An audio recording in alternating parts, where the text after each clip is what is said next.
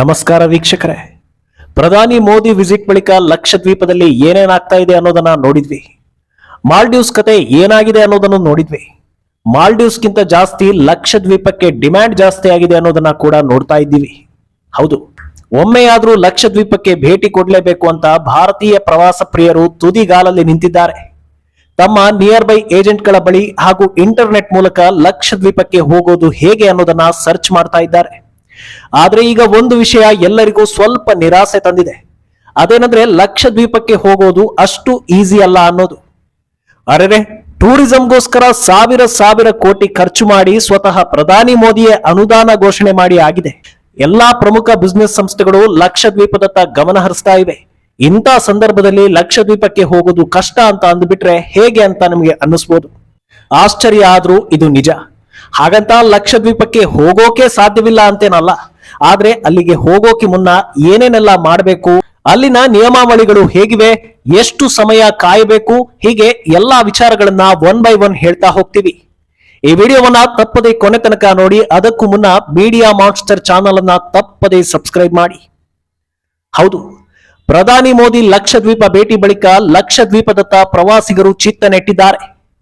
ನಮೋ post ಮಾಡಿದ್ದ video ಕಂಡು ಪುಳಕಿತರಾಗಿರೋ ಪ್ರವಾಸಿಗರು ಅಲ್ಲಿನ ಸೌಂದರ್ಯಕ್ಕೆ ಮಾರು ಹೋಗಿದ್ದಾರೆ. ಆದಷ್ಟು ಬೇಗ ಅಲ್ಲಿಗೆ ವಿಸಿಟ್ ಕೊಡಲೇಬೇಕು ಅಂತ ತುದಿಗಾಲಲ್ಲಿ ನಿಂತಿದ್ದಾರೆ. ಆದ್ರೆ ಲಕ್ಷದ್ವೀಪಕ್ಕೆ ತೆರಳೋದು ಅಷ್ಟು ಈಸಿ ಆಗಿಲ್ಲ. ಅಲ್ಲಿಗೆ ವಿಸಿಟ್ ಮಾಡೋದಕ್ಕೂ ಮುನ್ನ ಒಂದಷ್ಟು ರೂಲ್ಸ್ ಅಂಡ್ ರೆಗ್ಯುಲೇಷನ್ ಗಳನ್ನ ಪಾಲಿಸಲೇಬೇಕು. ಅವುಗಳು ಏನು ಅನ್ನೋದನ್ನ ನೋಡೋದಾದ್ರೆ, ಪರ್ಮಿಷನ್ ಪಡೆದ ನಂತರವೇ ಲಕ್ಷದ್ವೀಪಕ್ಕೆ ಪ್ರವಾಸ ಕೈಗೊಳ್ಳೋಕೆ ಸಾಧ್ಯವಾಗುತ್ತೆ. ಪರ್ಮಿಟ್ ಪಡೆಯೋದಕ್ಕೆ 16 ನಿಬಂಧನೆಗಳು ಇರುತ್ತೆ. ಪ್ರವಾಸಕ್ಕೆ 20 ದಿನ ಮೊದಲೇ ಅರ್ಜಿಯನ್ನ ಸಲ್ಲಿಸಬೇಕು. ಆನ್ಲೈನ್ ನಲ್ಲಿ ಅಪ್ಲಿಕೇಶನ್ ಪಡೆದು ಅಡ್ಮಿನಿಸ್ಟ್ರೇಟರ್ಗೆ ಸಲ್ಲಿಸಬೇಕು. ಈ ಫಾರ್ಮ್ಗೆ 50 ರೂಗಳ ಚಾರ್ಜ್ ಆಗುತ್ತೆ. ಬಳಿಕ ಪೊಲೀಸ್ ವೆರಿಫಿಕೇಶನ್ ಮಾಡಿಸ್ಕೊಳ್ಬೇಕು. ಪೊಲೀಸ್ ಕ್ಲಿಯರೆನ್ಸ್ ಅನ್ನ ಈ ಪೋರ್ಟಲ್ ನಲ್ಲಿ ಅಪ್ಲೋಡ್ ಮಾಡಬೇಕು. ಈ ಪ್ರಕ್ರಿಯೆಗೆ ಐಡಿ, ಫೋಟೋ ಸೇರಿ ಕೆಲ ದಾಖಲೆಗಳನ್ನ ನೀಡಬೇಕಾಗುತ್ತೆ. ಇನ್ನು ಇಷ್ಟೆಲ್ಲಾ ಪ್ರಕ್ರಿಯೆ ಮುಗಿಸಿದ ಮೇಲೂ ಪರ್ಮಿಟ್ ಸಿಗದೇ ಇರೋ ಅನುಭವಗಳು ಕೂಡ ಹಲವರಿಗೆ ಆಗಿದೆಯಂತೆ. ಕೆಲ ಪ್ರವಾಸಿಗರು ಕಳೆದ 3 ವರ್ಷದಿಂದ ಲಕ್ಷದ್ವೀಪ ವಿಸಿಟ್ ಪರ್ಮಿಟ್ಗೆ ಕಾದು ಸುಸ್ತಾಗಿದ್ದಾರಂತೆ. ಆದ್ರೆ ಇಷ್ಟೆಲ್ಲಾ ಡಿಲೇ ಆಗ್ತಾ ಇರೋದಕ್ಕೆ ನಾನಾ ರೀತಿಯ ಕಾರಣಗಳಿವೆ. ಅದೇನಂದ್ರೆ ಲಕ್ಷದ್ವೀಪದ ಪರ್ಮಿಟ್ ಸಿಸ್ಟಮ್ ಕೇರಳ ಏಜೆಂಟ್ಗಳ ಕಪಿ ಮುಷ್ಟಿಯಲ್ಲಿದೆ ಅನ್ನೋದು. ಪ್ರವಾಸಿಗರು ತಮ್ಮ ಮೂಲಕವೇ ತೆರಳಬೇಕು ಅನ್ನೋ ದುರಾಸೆಯಿಂದ ಇಂಡಿಪೆಂಡೆಂಟ್ ಆಗಿ ಅಪ್ಲೈ ಮಾಡಿದವರನ್ನ ನಿರ್ಲಕ್ಷ್ಯ ಮಾಡಿಸ್ತಾ ಇದ್ದಾರೆ. ಇದರಿಂದ ಪ್ರವಾಸ ಪ್ರಿಯರಿಗೆ ಲಕ್ಷದ್ವೀಪ ವಿಸಿಟ್ ಬಹಳ ಕಷ್ಟಕಾರಿಯಾಗಿದೆ. ವಿಸಿಟ್ ಮಾಡೋ ಮಹದಾಸೆ ಇದ್ರೂ ಕೂಡ ಪ್ರಸ್ತುತ ಇರೋ ನಿಯಮಾವಳಿಗಳು ಹಾಗೂ ಏಜೆಂಟ್ಗಳ ಕುತಂತ್ರದಿಂದ ಪ್ರವಾಸಕ್ಕೆ ಹಿಂದೇಟು ಹಾಕುವ ಪರಿಸ್ಥಿತಿ ಬಂದೊದಗಿದೆ. ಇನ್ನು ಇಷ್ಟೆಲ್ಲಾ ಪ್ರೊಸೀಜರ್ ಅನ್ನ ಮುಗಿಸಿಕೊಂಡ್ರು ಇನ್ನು 3 ತಿಂಗಳ ಕಾಲ ಲಕ್ಷದ್ವೀಪಕ್ಕೆ ಹೋಗೋದು ಕಷ್ಟ ಇದೆ. ಹೌದು, ಪ್ರಧಾನಿ ಮೋದಿ ವಿಸಿಟ್ ಬಳಿಕ ಲಕ್ಷದ್ವೀಪ ಪ್ರವಾಸಕ್ಕೆ ಸಿಕ್ಕಾಪಟ್ಟೆ ಅರ್ಜಿಗಳು ಬಂದಿರೋದ್ರಿಂದ ಮಾರ್ಚ್ ವರೆಗೂ ಎಲ್ಲಾ ಫ್ಲೈಟ್ ಟಿಕೆಟ್ಗಳು ಬುಕ್ ಆಗಿವೆ ಅಂತ ಟ್ರಾವೆಲಿಂಗ್ ಏಜೆನ್ಸಿಗಳು ತಿಳಿಸಿವೆ. ಹೇಳಿ ಕೇಳಿ ಲಕ್ಷದ್ವೀಪಕ್ಕೂ ಹಾಗೂ ಭಾರತಕ್ಕೂ ಹೆಚ್ಚು ಕನೆಕ್ಷನ್ ಇಲ್ಲ. ಲಕ್ಷದ್ವೀಪಕ್ಕೆ ಹೋಗೋಕೆ ಸದ್ಯ ಸರ್ವಿಸ್ ಕೊಡ್ತಾ ಇರೋದು ಏಕೈಕ ಏರ್ಲೈನ್ಸ್. ಹೌದು, ಸದ್ಯ ಅಲಯನ್ಸ್ ಏರ್ಲೈನ್ಸ್ ಮಾತ್ರ ಲಕ್ಷದ್ವೀಪಕ್ಕೆ ಸರ್ವಿಸ್ ಕೊಡ್ತಾ ಇದೆ. ಕೇರಳದ ಕೊಚ್ಚಿಯಿಂದ ಅಗಾಟಿ ತನಕ ಆಪರೇಟ್ ಆಗೋ ಎಲ್ಲಾ ವಿಮಾನಗಳು ಅಲಯನ್ಸ್ ಏರ್ಲೈನ್ಸ್ಗೆ ಸೇರಿವೆ. ಕೊಚ್ಚಿಯಿಂದ ಅಗಾಟಿಗೆ ಫ್ಲೈಟ್ ನಲ್ಲಿ ಹೋಗೋದಕ್ಕೆ ಸುಮಾರು 1.5 ಗಂಟೆಗಳ ಟೈಮ್ ಬೇಕಾಗುತ್ತೆ. ಇನ್ನು 70 ರಿಂದ 72 ಸೀಟ್ ಫ್ಲೈಟ್ ಇದಾಗಿದ್ದು ಲಿಮಿಟೆಡ್ ಪ್ರವಾಸಿಗರನ್ನ ಮಾತ್ರ ಕೊಂಡೊಯ್ಯೋ ಕೆಪಾಸಿಟಿ ಇದೆ. ಇದೆಲ್ಲ ಸಮಸ್ಯೆಗಳ ಬಗ್ಗೆ ಗಮನ ಹರಿಸಿರೋ ಕೇಂದ್ರ ಸರ್ಕಾರ ಮೊದಲು ಇವುಗಳನ್ನ ಬಗೆಹರಿಸಬೇಕು ಅನ್ನೋ ಉದ್ದೇಶ ಹೊಂದಿದೆ. ಅದೇ ಕಾರಣಕ್ಕಾಗಿ ಮೊದಲು ಏರ್ಪೋರ್ಟ್ ವಿಚಾರವನ್ನ ಪ್ರಧಾನಿ ಮೋದಿ ಅವರು ಎತ್ತಿದ್ದು. ಇನ್ನು ಲಕ್ಷದ್ವೀಪಕ್ಕೆ ಯಾವ ಸಮಯದಲ್ಲಿ ಹೋಗಬೇಕು ಅನ್ನೋದು ಕೂಡ ಹಲವರಲ್ಲಿರೋ ಪ್ರಶ್ನೆ. ಲಕ್ಷದ್ವೀಪದಲ್ಲಿರೋ ದ್ವೀಪಗಳಿಗೆ ಭೇಟಿ ನೀಡೋಕೆ ಸೆಪ್ಟೆಂಬರ್ನಿಂದ ಫೆಬ್ರವರಿ ಅತ್ಯುತ್ತಮ ಸಮಯ ಅಂತ ಹೇಳಲಾಗುತ್ತೆ. ಮಾರ್ಚ್ನಿಂದ ಮೇ ತಿಂಗಳುಗಳು ಕೂಡ ಉತ್ತಮವಾದ ತಿಂಗಳೇ. ಆದ್ರೆ ಹವಾಮಾನ 2 ರಿಂದ 3 ಡಿಗ್ರಿ ಸೆಲ್ಸಿಯಸ್ ನಷ್ಟು ಬಿಸಿಯಾಗಿರುತ್ತೆ. ಮಳೆಗಾಲದಲ್ಲಿ ಆದಷ್ಟು ಹೋಗೋದನ್ನ ಅವಾಯ್ಡ್ ಮಾಡೋದು ಒಳ್ಳೆಯದು. ಯಾಕಂದ್ರೆ ಮಳೆಗಾಲದಲ್ಲಿ ಸಮುದ್ರದ ಅಲೆಗಳು ಏರುಪೇರಾಗೋದ್ರಿಂದ ಪ್ರಾಕೃತಿಕ ವಿಕೋಪಗಳು ಸಂಭವಿಸೋ ಸಾಧ್ಯತೆ ಹೆಚ್ಚಿರುತ್ತೆ. ಇನ್ನು ಲಕ್ಷದ್ವೀಪದಲ್ಲಿ ಪ್ರಮುಖ ಆಕರ್ಷಣೀಯ ಸ್ಥಳ ಯಾವುದು ಅನ್ನೋದು ಕೂಡ ಹಲವರಲ್ಲಿರೋ ಪ್ರಶ್ನೆ. ಲಕ್ಷದ್ವೀಪದ ದ್ವೀಪಗಳಲ್ಲಿ ನೀವು ನೋಡ್ಲೇಬೇಕಾದ ಪ್ರವಾಸಿ ಆಕರ್ಷಣೆ ಅಂದ್ರೆ ಅದು ಮಿನಿಕಾಯ್ ದ್ವೀಪ. ಇದು ಕೊಚ್ಚಿಯ ಕಡಲ ತೀರದಿಂದ ಕೇವಲ 398 ಕಿಲೋಮೀಟರ್ ದೂರದಲ್ಲಿರೋ ಅರೇಬಿಯನ್ ಸಮುದ್ರದ ವಿಸ್ತಾರದ ನಡುವೆ ಇದೆ. ಈ ಪುಟ್ಟ ದ್ವೀಪ ಸುಮಾರು 4.81 ಚದರ ಕಿಲೋಮೀಟರ್ ವಿಸ್ತೀರ್ಣವನ್ನ ಒಳಗೊಂಡಿದೆ. ಎತ್ತ ನೋಡಿದರೂ ರೋಮಾಂಚಕ ಹವಳದ ಬಂಡೆಗಳು, ವಿಲಕ್ಷಣವಾದ ಬಿಳಿ ಮರಳು, ಐಷಾರಾಮಿ ಬೀಚ್ ರೆಸಾರ್ಟ್ಗಳಿಗೆ ಹೆಸರುವಾಸಿಯಾಗಿದೆ. ಇದು ಶಾಂತತೆಯನ್ನ ಬಯಸೋ ಪ್ರಯಾಣಿಕರಿಗೆ ಪರಿಪೂರ್ಣವಾದ ಸ್ಥಳವಾಗಿದೆ. ಇನ್ನು ಲಕ್ಷದ್ವೀಪದಲ್ಲಿ ನೀವು ಕೇವಲ ಕಡಲ ತೀರಗಳನ್ನ ಮಾತ್ರ ನೋಡೋದಿಲ್ಲ, ಬದಲಾಗಿ ಸಾಗರ ಜೀವಿಗಳನ್ನ ಕೂಡ ತೀರಾ ಹತ್ತಿರದಿಂದ ನೋಡಬಹುದಾದ ವಸ್ತು ಸಂಗ್ರಹಾಲಯಕ್ಕೂ ಕೂಡ ಹೋಗಬಹುದು. ಇವುಗಳನ್ನ ಸಮುದ್ರದ ಉತ್ಪನ್ನಗಳನ್ನ ಉತ್ತೇಜಿಸುವ ಗುರಿಯಿಂದ ಸ್ಥಾಪಿಸಲಾಗಿದೆ. ಈ ವಸ್ತು ಸಂಗ್ರಹಾಲಯದ ಬಗ್ಗೆ ಆಸಕ್ತಿದಾಯಕ ವಿಚಾರ ಏನಂದ್ರೆ, ಅದರ ಅಕ್ವೇರಿಯಂನಲ್ಲಿ ಸಮುದ್ರದ ಮೀನುಗಳು ಮತ್ತು ನೀರಿನ ಪ್ರಾಣಿಗಳ ಅತ್ಯಂತ ಗಮನಾರ್ಹ ಜಾತಿಗಳನ್ನ ಹೊಂದಿದೆ. ಸುಂದರವಾದ ವರ್ಣರಂಜಿತ ಮೀನುಗಳು ಮತ್ತು ಜಲಚರಗಳು ಕೂಡ ಬಹಳ ಆಕರ್ಷಣೀಯವಾಗಿದೆ.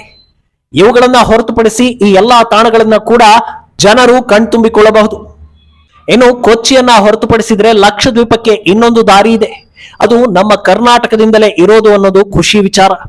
ಹೌದು, ಕರಾವಳಿ ಪ್ರದೇಶ ಮಂಗಳೂರಿನಿಂದಲೂ ಕೂಡ ಲಕ್ಷದ್ವೀಪಕ್ಕೆ ಪ್ರಯಾಣ ಬೆಳೆಸಬಹುದಾಗಿದೆ. ಇಡೀ ವಿಶ್ವದಲ್ಲೇ ಲಕ್ಷದ್ವೀಪಕ್ಕೆ ಕನೆಕ್ಷನ್ ಇರೋದು ಕೊಚ್ಚಿ ಹಾಗೂ ಮಂಗಳೂರಿನಿಂದ ಮಾತ್ರ. ಆದ್ರೆ ಸದ್ಯ ಕೊಚ್ಚಿಯಿಂದ ಮಾತ್ರ ಲಕ್ಷದ್ವೀಪಕ್ಕೆ ಹೋಗೋಕೆ ಅವಕಾಶ ಇದೆ.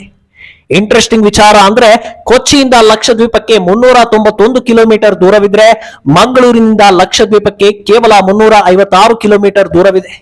ಅಂದಹಾಗೆ ಮಂಗಳೂರಿನಿಂದ ಲಕ್ಷದ್ವೀಪ ಸಂಪರ್ಕ ಇತ್ತೀಚಿನವರೆಗೂ ಇತ್ತಂತೆ. ಆದ್ರೆ ಕೋವಿಡ್ ನಂತರ ಪ್ರವಾಸಿ ಹಡಗನ್ನ ಬಂದ್ ಮಾಡಲಾಗಿದೆ. ಈ ಪ್ರವಾಸಿ ಹಡಗುಗಳಲ್ಲಿ 6,000 ರೂಗೆ ಊಟ ವಸತಿ ಸೇರಿದಂತೆ 3 ದಿನದ ಪ್ಯಾಕೇಜ್ ಕೂಡ ಇತ್ತಂತೆ. ಆದ್ರೆ ಈಗ ಪ್ರವಾಸಿಗರನ್ನ ಕರೆದುಕೊಂಡು ಹೋಗೋದು ಬಂದಾಗಿದ್ರು ಅಗತ್ಯ ವಸ್ತುಗಳ ಪೂರೈಕೆಗಾಗಿ ಈಗಲೂ ಕೂಡ ಮಂಗಳೂರಿಂದ ಲಕ್ಷದ್ವೀಪಕ್ಕೆ ಕನೆಕ್ಷನ್ ಇದೆ. ಮಂಗಳೂರಿಂದ ಲಕ್ಷದ್ವೀಪಕ್ಕೆ ನಿತ್ಯ 50ಕ್ಕೂ ಹೆಚ್ಚು ವೆಸಲ್ಗಳು ತೆರಳುತ್ತವೆ. ತರಕಾರಿ, ಹಣ್ಣುಗಳು ಸೇರಿ ಅಗತ್ಯ ವಸ್ತುಗಳನ್ನ ಪೂರೈಕೆ ಮಾಡಲಾಗ್ತಾ ಇದೆ. ಆದ್ರೆ ಈಗ ಲಕ್ಷದ್ವೀಪ ಟ್ರೆಂಡಿಂಗ್ ನಲ್ಲಿರೋದ್ರಿಂದ ಈ ಮಾರ್ಗವನ್ನ ಪ್ರವಾಸಿಗರಿಗಾಗಿ ಮತ್ತೆ ಓಪನ್ ಮಾಡಬೇಕು ಅನ್ನೋ ಒತ್ತಾಯ ಕೇಳಿ ಬರ್ತಾ ಇದೆ. ಅದರಲ್ಲೂ ಇದರಿಂದ ಲಕ್ಷದ್ವೀಪ ಪ್ರವಾಸೋದ್ಯಮ ಇಂಪ್ರೂವ್ ಆಗೋದರ ಜೊತೆಗೆ ಮಂಗಳೂರು ಬಂದರು ಕೂಡ ಇಂಪ್ರೂವ್ ಆಗುತ್ತೆ, ಜೊತೆಗೆ ಉದ್ಯೋಗ ಸೃಷ್ಟಿಯೂ ಕೂಡ ಆಗುತ್ತೆ ಅನ್ನೋ ಒತ್ತಾಯ ಕೇಳಿ ಬರ್ತಾ ಇದೆ. ಏನು, ಮಾಲ್ಡೀವ್ಸ್ಗೆ ಪರ್ಯಾಯವಾಗಿ ಲಕ್ಷದ್ವೀಪವನ್ನ ಅಭಿವೃದ್ಧಿಪಡಿಸಲಾಗ್ತಾ ಇದ್ರೂ ಒಂದಷ್ಟು ಸವಾಲುಗಳು ಕೇಂದ್ರ ಸರ್ಕಾರದ ಮುಂದಿವೆ. ಅದೇನೆಂದ್ರೆ, ಪ್ರವಾಸಿಗರ ಸಂಖ್ಯೆಯಲ್ಲಿ ಹೆಚ್ಚಳವಾದ್ರೆ ಸ್ಥಳೀಯ ಜನಸಂಖ್ಯೆ ಮತ್ತು ಸಂಪ್ರದಾಯಗಳ ಮೇಲೆ ಪರಿಣಾಮ ಬೀರೋ ಸಾಧ್ಯತೆ ಇದೆ ಅಂತ ತಜ್ಞರು ಎಚ್ಚರಿಸಿದ್ದಾರೆ. ದ್ವೀಪಗಳಲ್ಲಿ ಮದ್ಯವನ್ನ ನಿಷೇಧಿಸಲಾಗಿದೆ ಮತ್ತು ಇತ್ತೀಚೆಗೆ ಪ್ರವಾಸಿಗರಿಗೆ 2 ಮದ್ಯದ ಮಳಿಗೆಗಳನ್ನ ತೆರೆಯಲಾಗಿದೆ. ಟಾಟಾ ಗ್ರೂಪ್ ಜನವಸತಿ ಇಲ್ಲದ 2 ದ್ವೀಪಗಳಲ್ಲಿ ಬಂಡವಾಳವನ್ನ ಹೂಡಿಕೆ ಮಾಡ್ತಾ ಇದೆ. ಸಮುದ್ರ ವಿಲ್ಲಾಗಳು ಮತ್ತು ರೆಸಾರ್ಟ್ಗಳನ್ನ ನಿರ್ಮಿಸ್ತಾ ಇದೆ. ಅನೇಕ ದ್ವೀಪಗಳಲ್ಲಿ ಜನಸಂಖ್ಯೆ ತುಂಬಾ ಕಡಿಮೆ ಇರೋದ್ರಿಂದ ಪ್ರವಾಸೋದ್ಯಮವು ಸ್ಥಳೀಯರಿಗೆ ಹೊಸ ಆದಾಯದ ಮೂಲವನ್ನ ಪಡೆಯಲು ಸಹಾಯ ಮಾಡುತ್ತೆ.